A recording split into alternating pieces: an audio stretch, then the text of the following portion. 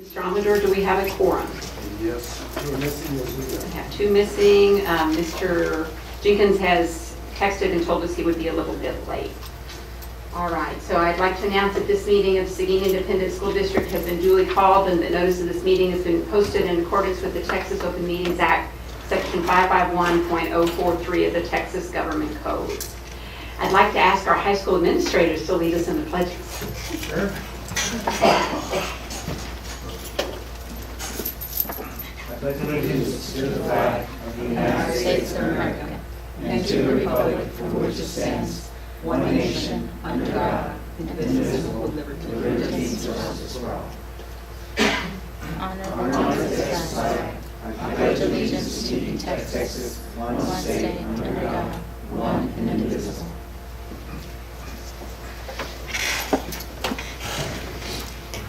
Take a short period for a moment of silence.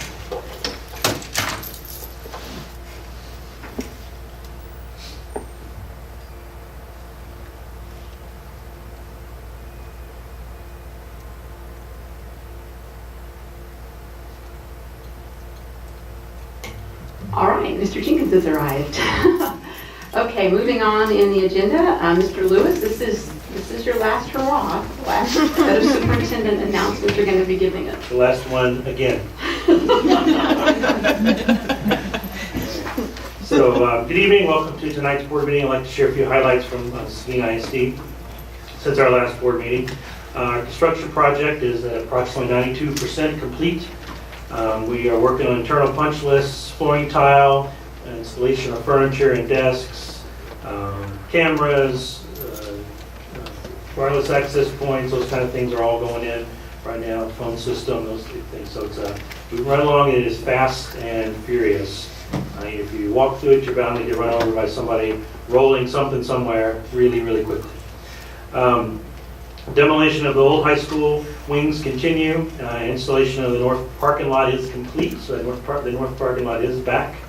And work on the south bus loop and a small south parking lot is in the works right now. Yesterday, welcome back to our principals and assistant principals from their, especially elementary, from their brief summer break. We had a little get together.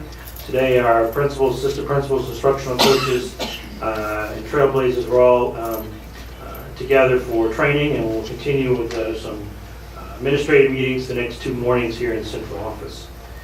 Next Tuesday, August 1st, we'll start a registration for the pre-K, elementary, and high school. And middle school registration is August 8th and 9th. We have new teacher orientation on August 14th and 15th. And a couple other events we look forward to coming up is our convocation, which is going to be on August 18th at 8 a.m. Pardon me, starting at 8 a.m. in the new Seguin High School building.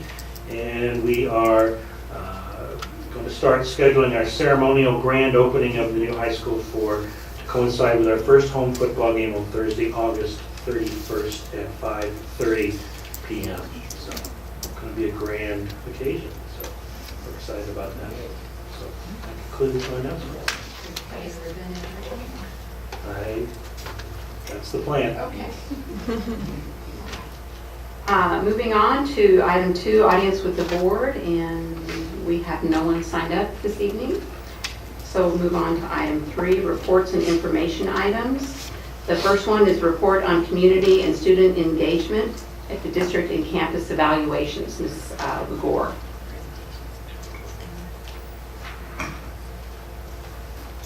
Good evening, President Jimenez, Mr. Lewis, and Board of Trustees.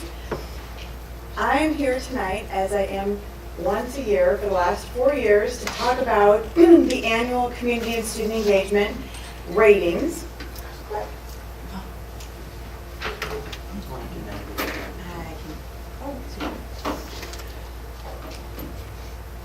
Back when this law was introduced with House Bill 5, it requires districts to annually self-evaluate at the district overall and the individual campuses in this area of community and student engagement. And really the reason was to highlight or celebrate different things in the school district that aren't necessarily associated with standardized testing. So every year we convene a local committee to review the locally developed criteria rubrics for each one of those 8 areas of things like fine arts, PE, community and parental involvement, 21st century workforce development, second language acquisition, digital learning, dropout prevention, and then gifted and talented. Plus there's a compliance part. So this year, we knew that beginning with the 2017-18 school year, the community and student engagement self-ratings that we had been doing were all of a sudden going to be included in that new A through F Texas Public School Accountability Ratings as Domain 5. So each campus and district would now be required to pick 3 of their 8 indicators to be computed into Domain 5. So it was already a self-rating system, and now we got to pick 3 of our best and then highlight those with the state. So that was the plan. So we just go with what the state tells us to go with, and we were on board. Now the campuses were picking their 3 best, and we were going to report those to the state this year. So this year, we did that, and campus leadership teams completed not only their self-ratings, but picking their favorite 3, and so we could get into the June 22nd PEAMS submission. And all of the campuses, knowing that this impact was going to be so much greater and it was going to be part of Domain 5, they worked extra hard this last year with these rubrics and what they were doing so they could have the documentation to be even better than where they were last year. And then House Bill 22 came out on June 15th and it repealed the entire law, and it's all for nothing. So I am here to report to you the all for nothing part of what we did and we worked really hard on this year, and it no longer exists. So here we are. Our overall elementary campuses all were deemed to be exemplary. Now, in some of the rubrics, that just means their average overall was exemplary. So they may have been recognized in some of the rubrics, but when you average it all out, each one got above that 3.5, which made it that they qualified as exemplary.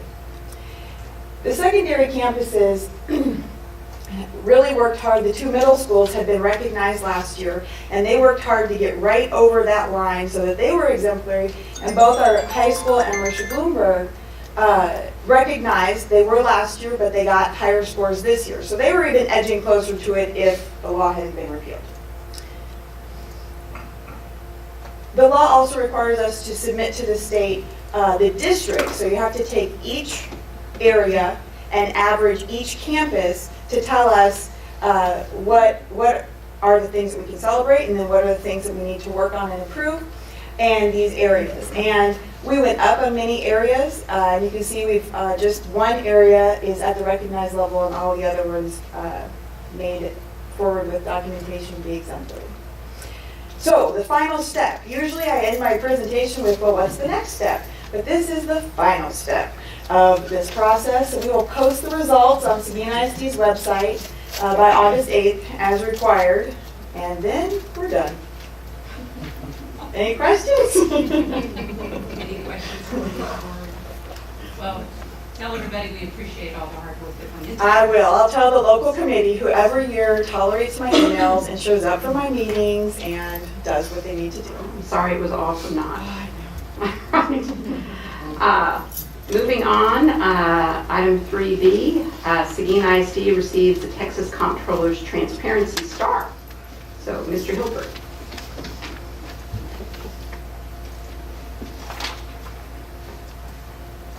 Thank you, President Jimenez, and members of the board. I'd like to congratulate the entire business department.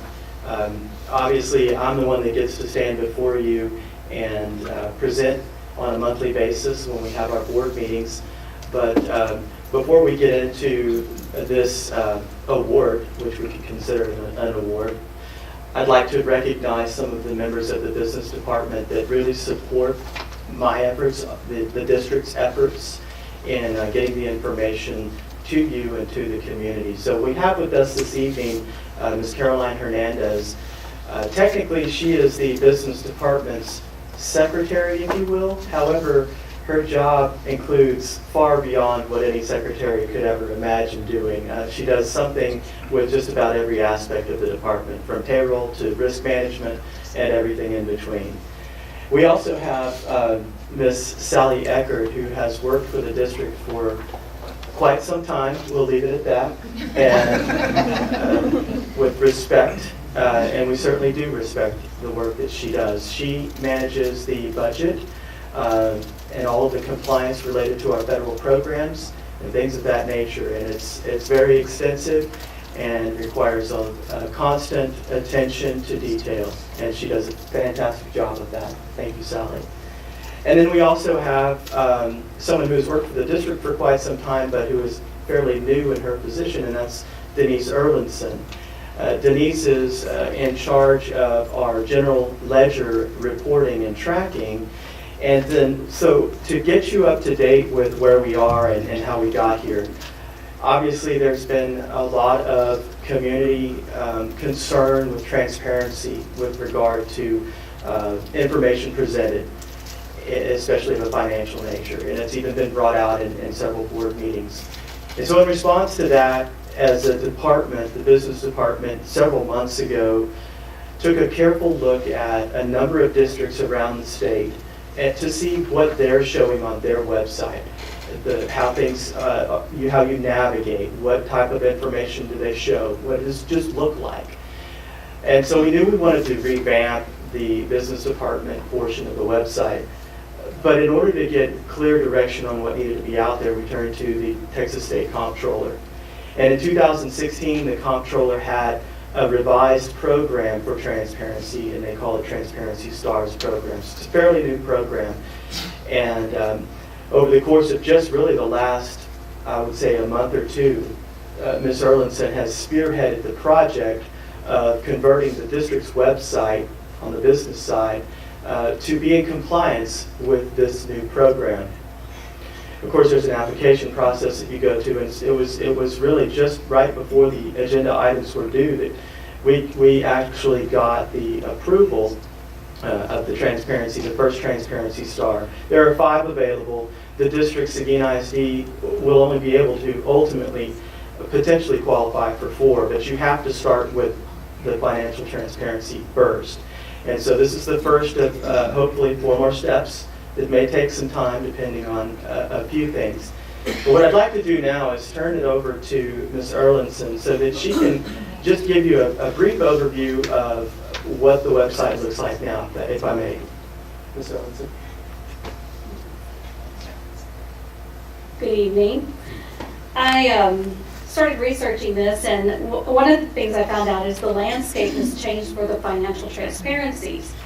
The new guidelines through visual and downloadable data allow the community to have a better understanding of the public services and the spending decisions that we make. So I'm going to have Tony navigate. He's going to be Vanna. One of the requirements for the first Transparency Star, which is the traditional finances, you have to have your page accessible within 3 clicks from the home page. I think we're within 2. So the first page shows our star. Hopefully we'll have the rest of them once we get done with it. The first part is the financial summary. If you'll go there, you'll see the visuals. It's very clear. When you click on these, it'll give you just a page of that. In most cases, it's the first one would be just like the combined, I think those are expenses. I don't have my good contacts in, so I can't see that. Anyway, one's combined. The second one is is the general operating fund only. And then as you get down, it talks about revenue and expenses over a 5-year period. So it gives the public a little bit better snapshot of what's going on and what we're doing here. Okay, and then the next part of it, this is just a fast, here we go, this is what we look like. Go right there, and you can go to the reports, and these are the details of what we're doing every day.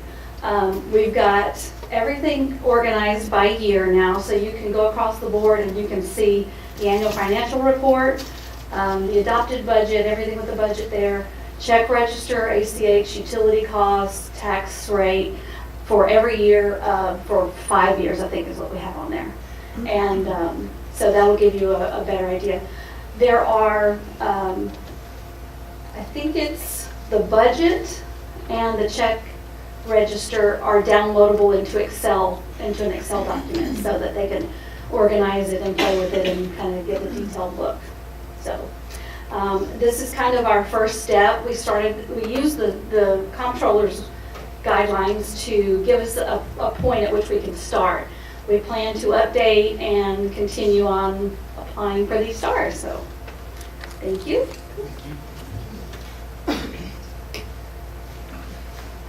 So that's the extent of our information, our presentation, but we're happy to answer any questions if you have any. Otherwise, we'll move on. I have one. In this era of computer hacking, is this going to create a problem for us? According to our, This is all public information, so if they want it, they can take it and spread it around the world. Mr. Flores? Yes, ma'am. I just wanted, Ms. Elberg, I just want to point out, thank you for recognizing your staff. Obviously, they do a lot of work. We know that, as you stated at the beginning. You're the one that comes up here, but they're the ones that do all the work in the trenches. So thank you all very much, because that is a lot of number crunching and charts and things I've got to do. So thank you all. Yeah, I'd also like to thank Carolyn and Sally and Denise. Thank you very much. And at first glance, this looks very, very user-friendly. So I really appreciate the hard work you put into it. And so our next star would be contracts and procurement. Is that correct? Probably debt services. Yeah. Debt because services? I Okay. have been trained in that very thoroughly. Okay. we're almost there. I don't know what she's doing behind my back. All right. It's all good, sir. We'll look forward to it. All right, thank you. Okay, All right. thank you. No further questions? All right. All right, moving on to our consent agenda items. Policy BE local states the consent agenda shall include items of routine and/or reoccurring nature grouped together under one action item. All such items shall be acted upon by one vote without separate discussion unless a board member requests an item be withdrawn for individual consideration. Do I hear a motion? So moved. Mr. Holt and Mr. Flores, any discussion? All right, all in favor, raise your right hand. Opposed, same sign. And motion carries unanimously. Moving on to, we're going to adjourn this meeting. So we will be adjourning this meeting, and at this time it is now 6:48. We're going to adjourn the meeting, and in just a few seconds, we're going to call to order a public hearing. All right, so we're going to call to order a public hearing at 6:48. And this public hearing is to, I think it's Mr. Esquivel. Okay, it's going to be talking about the optional Flex Day School program, which will allow Seguin ISD to provide flexible hours and days of attendance for students who meet at least one of the requirements of TEA Code 29.0822A.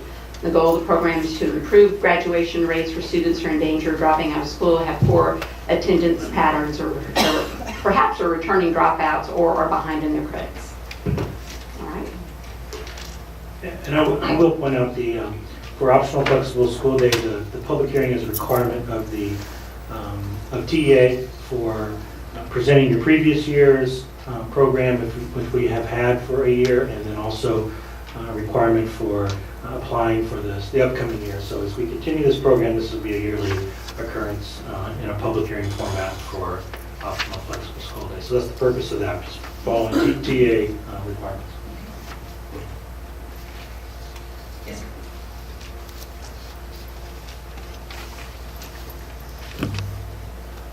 Good evening, Madam President, Mr. Lewis, Board of Trustees. Thank you for giving us this time. This evening, we are here to present a very, very, very exciting program for us. And I know Ms. Biddings is here. She's an even bigger part of this program than me because she actually runs the program. So the Flexible School Day program, of course, our first year was last year. Last year we came and petitioned the board for this program. And I'm so glad that last year the board gave us their blessing and they said, go for it, and we did, and we made a significant impact with a lot of our kids. So the Flexible School Day program, basically what it says is there are certain kids that for whatever reason, life gets in the way. You know, we don't want them to drop out of high school. We want them to continue to come to school, maybe on a half-time basis, maybe they have to work. They have all kinds of situations that we go through. We sit down with them and their parents, and they gain entry to the program. So basically what we do is we take a kid and we say, you know what, we're not gonna let you opt out or drop out of school. We're not gonna shut the door on you.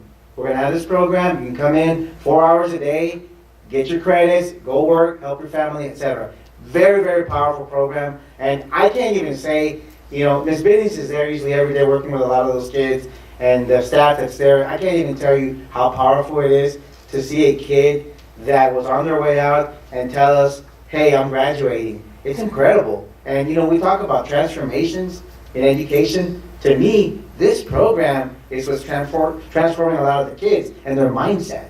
They were on their way out. See you later. I don't want anything to do with this. I got a job that pays $9 an hour. I'm set for life. No, you're not. You're still here at school. We want to help you graduate, and that's our ultimate goal. Our job as administrators, you know, for this community is to bring opportunities to kids. We know that. So when we brought this program 2 years last year, we knew it was going to be a powerful change in the way some of our students thought. So we can go through the presentation if you'd like, or whoever's running this. Sorry.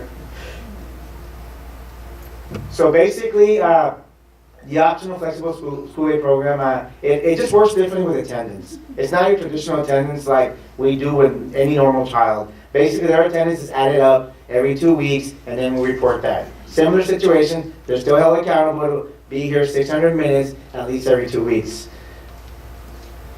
The goal of the program, of course, is to improve graduation rates, but you know what? I don't even see it as that. I see it as getting these kids opportunities to do something with their life other than drop out. You know, it's just about opportunities again. Yes, you know what? They could go off and work in the oil fields, but how long is that going to last? You know, and we talk to them, me and Ms. Benny sit down, we talk to the kids, and we explain that to them. You have to get something other than just, you know, junior year and you're out of here. So it's very important that the kids come in and they realize they have that opportunity. Go ahead. So basically, students, who's in the program? You know what, Ms. Benny, come on in. Ms. Benny is going to give you a real quick rundown of what kind of kids you will find in this program. Go ahead. The type of students that you'll find in a flexible school day, we have the spectrum of someone who is pretty much all day they have dual credit classes, and they possibly could be at Texas Lutheran University that will have a flex schedule coming and going. Then you have the type of student who's, you know what, I'm really not sure exactly what I want to do, but I have to do this, I have to do that, I still got to go do this afterwards. And then you have the kiddo that we've been working with from day one. I'm 17, I'm 18 years old. You know what, I really don't want to be here. What's the point? I need to work. So the flexible school day has a wide range of set of students, and anytime that you see there's a different set, and you don't know what each circumstance is. We do. But we treat every single one of those students fairly as far as giving the opportunity to finish up. So again, you've got the dual credit doing just fine, but I need that flex schedule because I'm traveling back and forth, and you've got the one that I need the extra. I need someone on me 24/7. I need to be called to be woken up in the morning. I need to be here at school at 6 p.m. I need to be here on Saturdays. So you have a wide range of students in our optional flexible school day. So we call it FSD on the campus, and we're actually going to go through a rebranding. I know that Dr. Gorono, we're working through a process where we make sure that the kids get the most out of that program. And one of the things that really excites me about this upcoming year is we're actually, because now we have a lot of facilities, right? You know, we are going to actually pioneer this program with our kids that are not only needing credits and are behind, but also our kids, like Ms. Bidden said, that are advanced. We want them sitting side by side. We don't want a kid to show up to this program and say, well, there you go, all of us are behind, so I'm embarrassed. We want them to show up and say, you know what? That kid is here, that kid is intelligent. You know, I'm glad I'm in here. And we want them to help each other out. So different variety of needs that we're going to put together and see how it goes. I'm excited about that because I think that the naturally evolving thing that will happen is there will be peer tutoring between kids that are highly advanced and kids that are behind. And that's what we really want. We want them to tutor each other and then tell each other, give each other advice and possibly, you know, help each other. That's really the idea behind this. So. But basically, attendance, I kind of mentioned that. It works a little bit differently. We do make sure that the kids come in higher than what's expected. because we want to make sure that they don't fall further behind. So they know, they make a plan with Ms. Binnings, and when you make a deal with Ms. Binnings, you better keep that deal, because she will be after you, and she will call you and go to your house and go get you, and don't you dare let her down. So I'm not just saying that, it's true. So we actually expect higher than what the minimum is for them to show up in the program. So, good. Basically, what we have right now is a program where we have certified teachers who are helping the kids out. And what they're doing, we have them in English, math, science, and social studies. And then we have a special ed teacher also, and they rotate in and out of the program. So if they have an off period here, they'll go into the program and they'll help kids. Some teachers, Ms. Binnings is right here, will just come on their own because they want to help the kids. They're not even assigned to the program. They'll show up because they know the kids and they want to help them. So that's kind of the idea behind that, is everybody's trying to help out in their own little way. So here's the big news. This year in our optional flexible school day, we had 108 students enrolled, which is a big number. And they came in at different times of the day. 108 students total enrolled. 88 students graduated. 88 students. So that was incredible when we got these numbers. More importantly, 337.5 credits were earned. These are credits, folks, that they had failed their freshman year, their sophomore year. So their recovery, and there's a lot of rigor in the program. It's not like they show up and they do a couple of worksheets and they get credit. This is online, and it's a lot of ways the kids will tell us this is harder than being in the classroom. And it is, because it's self-paced, independent, but they're working at home. I mean, and they monitor this program 24 hours a day, just about. Coach Galeano, who runs the program right now, does a fantastic job. She's monitoring at night, and she's seeing kids log in at 2, 3 in the morning after work. So this is why this is important, because it gives the idea to the kids that they can do it. That there's, and we post credits when they get them. They get posted up there, and they're all excited about it, because what they had their freshman year was 0 credits. I'm not lying. These kids had no credits, and now they have credits, and they're excited, and they know they can do it. So that's the power of flexible school day program, and that's why I'm a big proponent of it. And I think because we've seen what it does. So, Ms. Binnings, any parting words? Any questions, comments, concerns? We'll entertain them at this time. Mr. Holt? Go ahead, Mr. Holt. You know, I was really happy to see this program last year when we brought it to us, and I only have one question. I know only some of these were like the freshmen that didn't get any credits in freshman year. They entered the program in sophomore. Is there a possibility at all that they could mainstream back into typical classroom, or would you see that in any time once they earn enough credits to get back in with their? Absolutely, and it's happening already. So we have had kids that went through the program, and they feel they're ready to go back to a full day schedule. So yes, absolutely. We always leave that door open for them, and we tell the parents, really, when you're a freshman or sophomore, you want to transition back with everybody else. So yes, we definitely want that to happen, and we have had that happen already. Any other comments? Anybody out in the audience who would like to make any comments? Congratulations. Yeah, some pretty significant numbers. I applaud you both, and the students and the staff. So I think next year we'll see even more numbers that are moving that positive trajectory, so to speak. So I'm very pleased. And combining that with the new high school, I think is just going to really start some momentum. Yes, and we appreciate your supporting this. It's really important to me, Ms. Binnings, and I know to those kids. Very important to us. So we appreciate that. Thank you. Thank you very much. All right, if there are no further comments, we'll close this public hearing at 6:59. And I had thought about taking a break, but we're making such good time. I think we're just going to move forward. So at 6:59, I'm going to reopen the regular board meeting, and we will move on to our action items. So action item 10A is to consider appointing an audit committee for the Board of Trustees. This committee will receive preliminary information and updates from the district's auditor through the course of the annual financial audit, and the function of the committee shall be fact-finding, deliberative, and advisory, but not administrative. And then it will only exist for 1 year. It will dissolve upon the completion of the 2016-17 annual financial audit report. And so Mr. Hilberg How often will this committee meet? There would be a preliminary meeting, and the reason for that is the auditor would like to meet with those on the audit committee to get their input as to possible areas where they would like to see some attention given. There's no guarantee that you can't really direct the auditor unless you have a real specific reason for that. You want the audit to be unbiased. So, but they do want to hear what your concerns are, and then they can tailor the audit plan.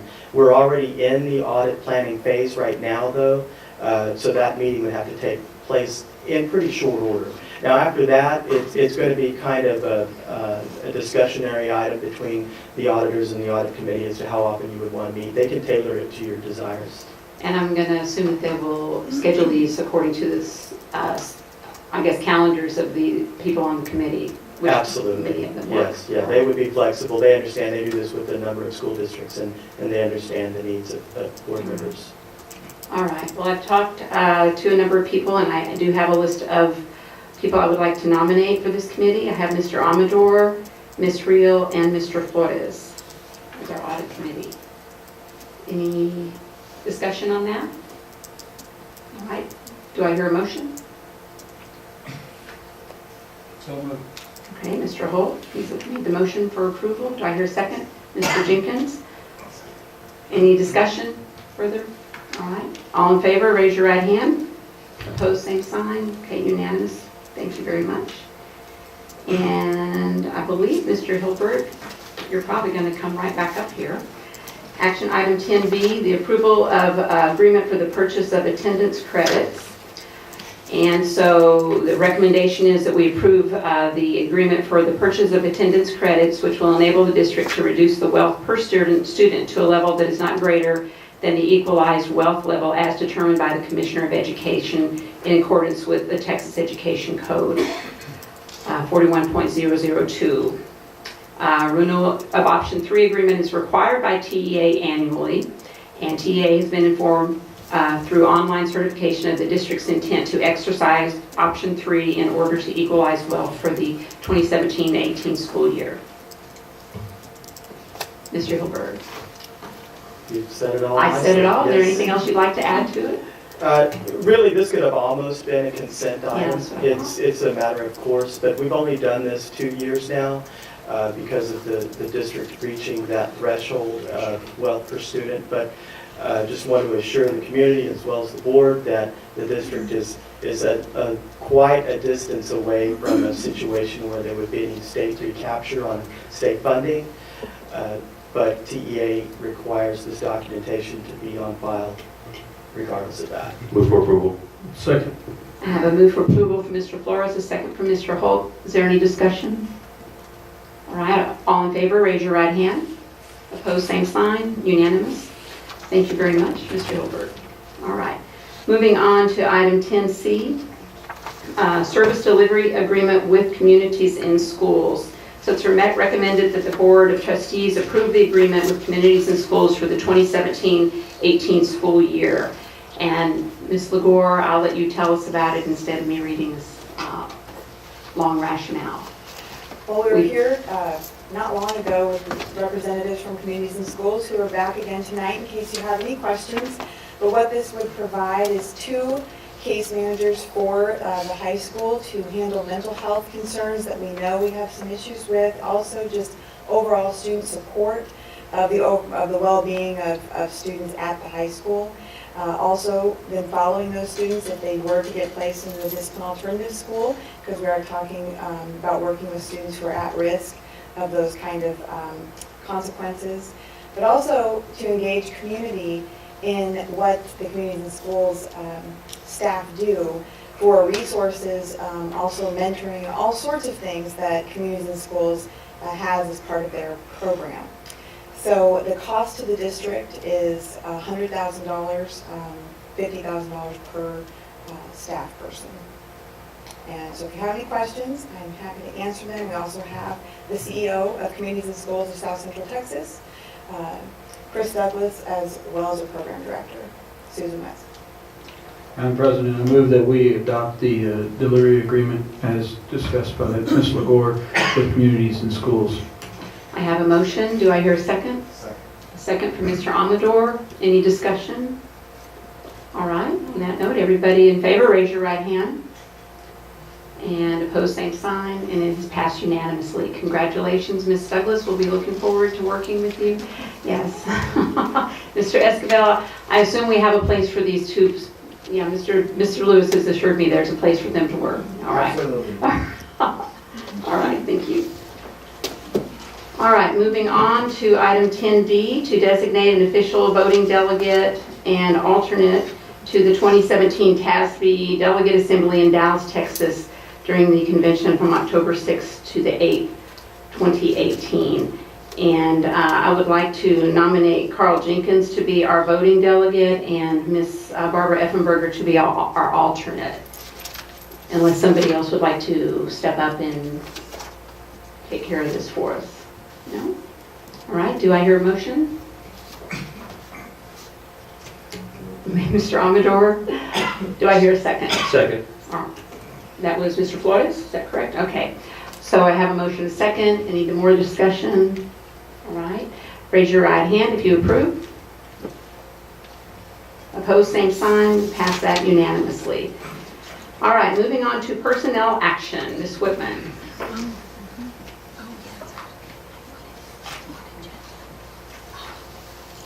Good evening, President Jimenez, Mr. Lewis, last meeting, and members of the board. Tonight we have 19 recommendations that we're bringing forward. You have the agenda item that was submitted.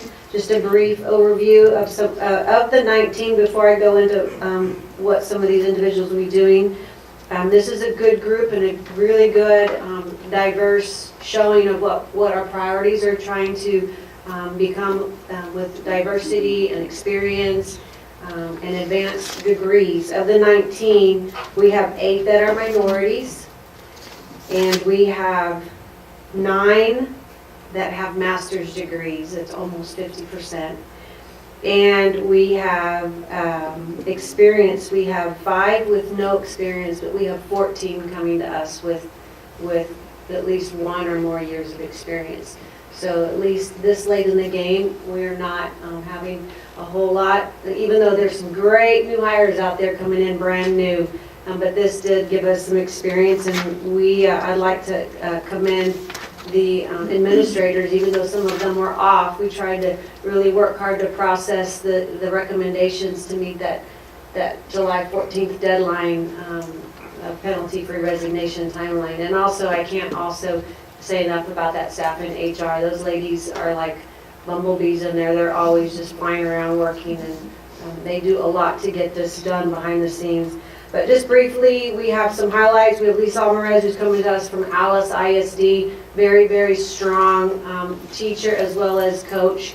Has a tremendous record of regional and state qualifications in cross country, but especially track. Gary Berkeley is going to be doing our health science, and he is retired Army. So he's starting his second career. Jill Clinton will be going to Barnes teaching science. Risa Cunningham is at TLU, and she's a former teacher at Lubbock, so very, very experienced. Jed Figg will be coaching and doing special ed at the high school. Elisa Figueroa is one of those folks that has that master's degree and doing 4th grade at Kennedy. Stephanie Gibbons has a lot of experience with the autistic unit, so she'll be at Breezy. Stephen Gonzalez is a really dynamic new hire with our CTE program. He's our new CTE director. He's coming in from Wimberley, and he's already just taken things and run with it. Is that correct? Oh, yeah. Renee Maldonado will be teaching and coaching at the high school and doing a couple sections at Barnes of physical education. Another one with a lot of great experience, and I think he was actually Nikki Betting's former coach. Jennifer Nichols, Pot Lawn. Raymond Ortiz will be doing Spanish. Juan Pettis is coming to us as special education coach at the high school, 10 years and a master's degree. Jamie Rant will be at Rodriguez. Monica Ruja will be at early childhood. Kelsey Sage will be special education at Rod. And then Carrie will be early childhood also at Ball. Eric Schwab is coming to us 5th grade. He has got a strong reading background for Pot Lawn. I think he's going to really helped at campus a lot. Catherine Smith will also be at Potlawn, and Richard Trevino will be our new middle school coordinator at AJB, also coming to us from, I believe, the Pleasanton area with 10 years, and his principal said is even a better teacher than he is a coach. So that's nice to hear, even though we like the coaching side, but that teaching part is a little bit more important. Some of the resignations that you see, we try to get very specific so it answers some of your questions. Like we've said before, we've lost some folks we don't want to, but we've had some good conversations, and we always tell them, obviously, if they leave on a professional note and do the right things, our doors are always open for them to come back, and we tell them, you'll be back. So some of those listed there you'll see as well, and where they're going. And then we have one advancement. Ms. Carly Tucker has been selected as our counselor at Potlawn. So if we're going to lose them, we're going to lose them to another position in the district. So that's a good thing. She's a Seguin kid. Her mom's in the district, and she's advancing her career. So she'll be a counselor at Potlawn. So if there's not any questions at this time, these are the recommendations bringing forward. Yes, sir. I'd just like to make a note. I had the pleasure of meeting Coach Trevino in the field house the other day, and he made sure to tell me that he's not the Rick Trevino that sings. Yeah, that's true. Yeah, that's true. Any questions?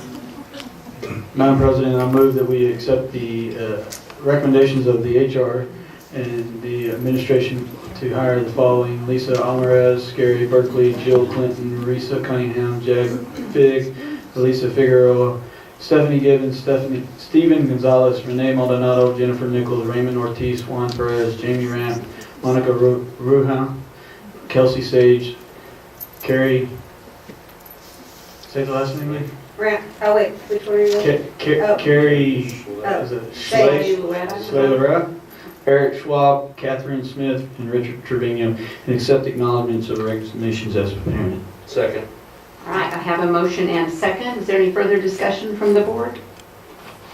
If no discussion, if you agree with this, please raise your right hand. All right, opposed, same sign, and it passes unanimously. And Mr. Holt, you did a great job with those names.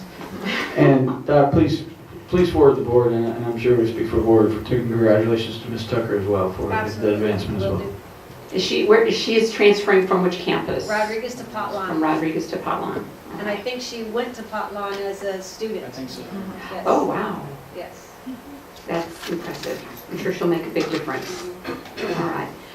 Moving on in the agenda, we have item 11, closed session. We have no reason to go into closed session today. So we'll move on to item 12B. Does anybody have anything they'd like to bring up for future meetings? Mr. Holt? Yes, and it's a concern I've asked about in the past through Mr. Lewis, but I'd like to bring it to the board's attention. With the STAR scores being out, preliminary scores I know are getting finalized and issues out. Really would like to see a report given to the board as quickly as possible in regards to this. We when interviewing our applicants for the superintendent positions, they were giving us numbers on our own district's status, and I'm kind of shocked that we haven't received any information on this. So I'd like to see that come before us as soon as possible. If not, at least get out to us before the next meeting. Anybody else? I want to echo that comment as well. Okay. Go ahead, please. Yeah, I think we're all pretty eager to get some discussion moving on that. We would like to have all of the board members tour the high school next week, so Nancy is going to get in touch with you, and we'll try to come up with a day where we can all get together. Hopefully take a little bit of time off of work, Mr. Flores, okay? Yeah. Ms. Real's not going to be here. She's still out of this country, but she said she would get a tour when she returns. So I also want to remind everyone that we have a team of 8 training scheduled for August the 8th. All right, and Dr. Gutierrez will be here officially as of next Monday or Tuesday? Tuesday is first. Official date is Tuesday the 1st, Right, but I think so- he said he was coming in Monday. Yes, That's what he said. he's in and out, I think, right now, so we're all looking forward to that. Any other notes? If not, I'd like to hear a motion for adjournment. So moved. Mr. Holt, and a second from Mr. Amador. All in favor, raise your right hand. All right, and this meeting is adjourned at 7:15.